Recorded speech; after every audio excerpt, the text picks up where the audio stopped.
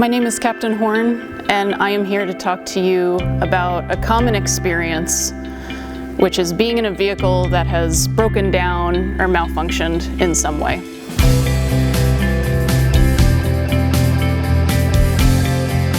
Now, I'm a psychologist. I am not here to talk to you about topping off your windshield wiper fluid or how to check the oil in your Humvee. My interest is in challenging you to think about the ultimate piece of equipment, probably the most dangerous weapon systems that we have, and that is your mind.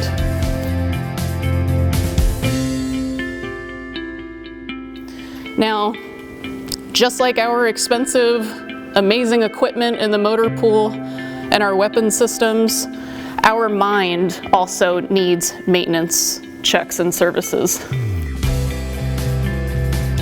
One of the things that tends to pop up and pose a challenge for us approaching our mind and our functioning this way is that there's still stigma that exists in the military.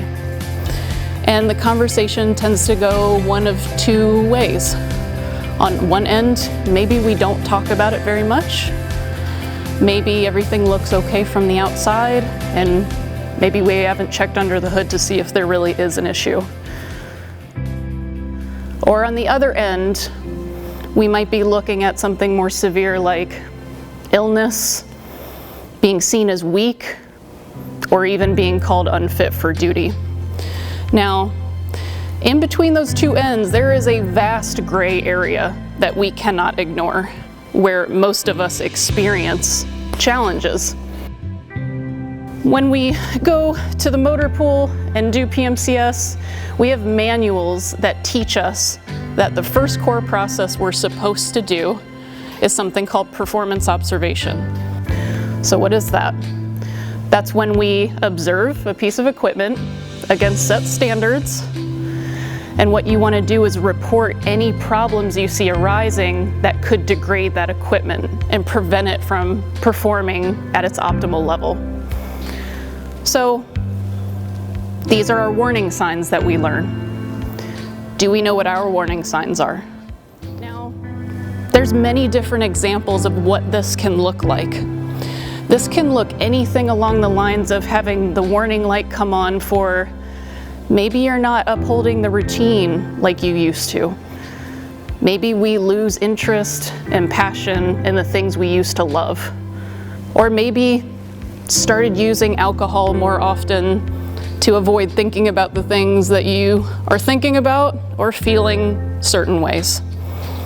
Now, whether you're at home, in the barracks, if you're in your garrison office, or you're on deployment, you could be at a high op tempo or low op tempo.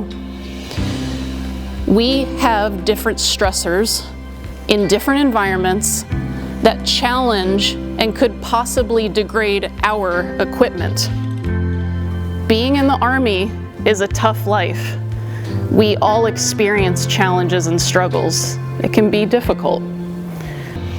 We have plans and checklists that we bring to the motor pool daily, weekly, and monthly.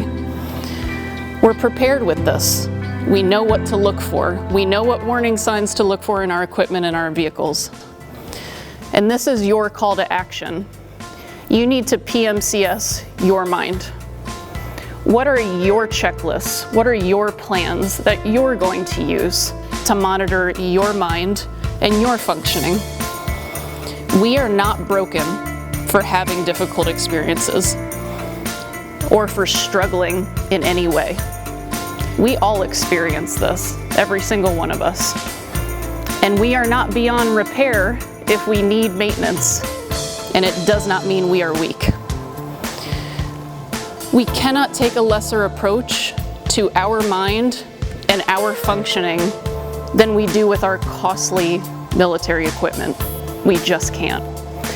Our mind is the most impressive piece of equipment that we own as humans and that we as an Army have.